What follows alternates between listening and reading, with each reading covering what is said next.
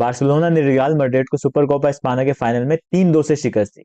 और इस शिकस्त के 24 घंटे के अंदर अंदर रियल मैड्रिड ने जाबी अलोंसो को सैक कर दिया। बहाना तो वो ये बना रहे हैं कि नहीं हमने सैक नहीं किया, बल्कि म्यूचुअली अग्रीड, उससे जाके दोनों ने अपने रास्ते अलग कर लिए। बिल्कुल ऐसा ही है कि डिवोर्स में आप amicably, we decided to amicably separate our ways, लेकिन हमें पता है कि उसको सैक किया गया है।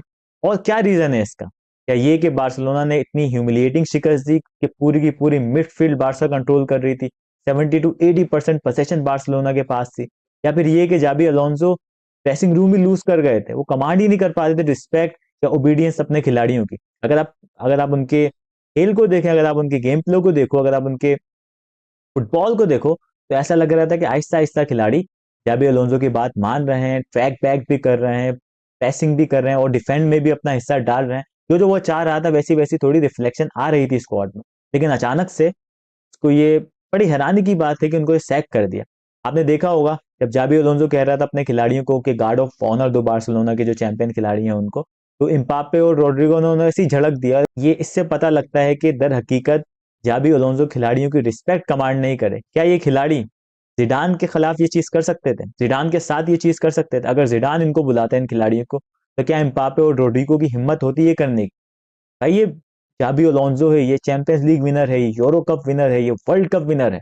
इन तीन में से एम्बाप्पे ने सिर्फ एक चीज जीती है और रोड्रिगो ने भी सिर्फ एक चीज जीती है। एम्बाप्पे ने वर्ल्ड कप जीता है और रोड्रिगो ने चैंपियंस लीग जीती है। ये बहुत ही अकम्प्लिश प्लेयर है। ये प्रिंस था रियल मैड्रिड का, लिवरपूल का भी प्रिंस था। इसने बायर्न म्यूनिख में भी बड़ा किरदार अदा किया। ये बायर्न म्यूनिख के लिए खेलता था और पेप गार्डियोला जो उनका मैनेजर बना था। इस किस्म के जबरदस्त खिलाड़ी के साथ आपने ये सलूक किया है जो कि इतना बड़ा चैंपियन खिलाड़ी था। तो अब इन्होंने रिप्लेसमेंट के तौर पे किसको लगाया? एल्वेरो अरेबोला, पता नहीं जो भी उसका नाम है। बात की जा रही है कि ये जो एल्वेरो अरेबेलोआ है, ये कार्लो एंजेलोटी के प्लेइंग स्टाइल पे वापस लेके जाएगा रियल मैड्रिड को। लेकिन इसी प्लेइंग स्टाइल के खिलाफ तो हांसी फ्लिक ने कितनी ज्यादा विक्ट्रीज हासिल की हैं, कितना ज्यादा रियल मैड्रिड को ह्यूमिलिएट किया है। तो अगर आप दोबारा उसी फेल्ड किस्म के प्लेइंग स्टाइल पे जाना चाहते हो, तो बी अवर गेस्ट, बार्सिलोना के फैंस तो इसको एंजॉय करेंगे। लेकिन भाई रियल मैड्रिड के इस डाउनफॉल पे बड़ा मजा आ रहा है, तो क्या वजह हुई?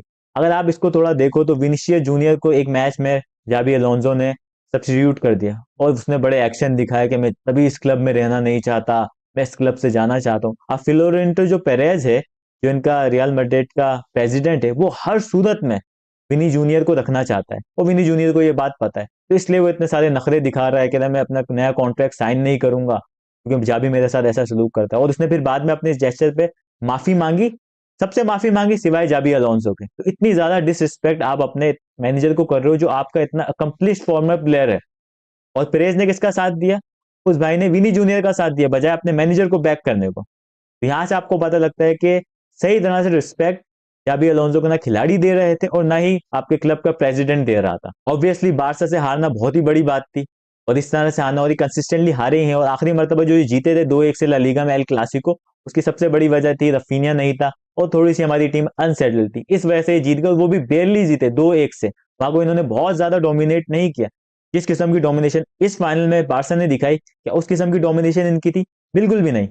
तो रियल मैड्रिड के इस डाउनफॉल पे हमें बड़ा मजा आ रहा है, लेकिन उनका सही मायनों में परमानेंट सॉल्यूशन क्या होगा कोच के हवाले से? क्या वो जर्गन क्लॉप को लेके आएंगे? लेकिन जर्गन क्लॉप का मसला ये है कि वो भी इस तरह से जाबी अलोंसो की तरह ही माइक्रो मैनेज करता है हर चीजों को, खिलाड़ी की डाइट को, उनके गेम प्ले को, हर एक चीज को वो मैनेज करता है। और वो इस तरह से स्टार पावर के आगे हथियार नहीं डालेगा।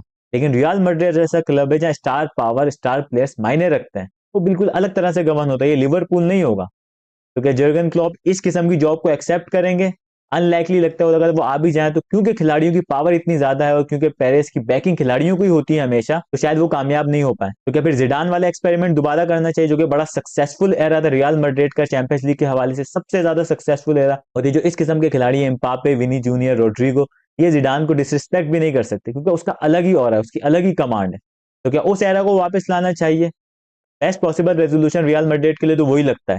लेकिन क्या जिडान खुद आना चाहेगा? क्योंकि उसने पहले जब छोड़ा था तो पेरेज और जो, क्योंकि पहले जो उसने छोड़ा था उसने पेरेज और जो ओवरऑल मैनेजमेंट है रियल मैड्रिड की, उसके हवाले से कंप्लेन की थी। तो हो सकता है जिडान भी ना आए। तो भाई ये क्लब जो है, इसके हालात बुरे होने वाले हैं। हो सकता है भाई ये रियल मैड्रिड ऑब्वियसली कभी भी, लेकिन ऑलवेज स्प्रिंग अ सरप्राइज। लेकिन ऐसा लगता है कि इस बार इनका ये डाउनफॉल थोड़ा सा लंबा होने वाला है और हम एज अ बारसा फैन इसको एंजॉय करेंगे।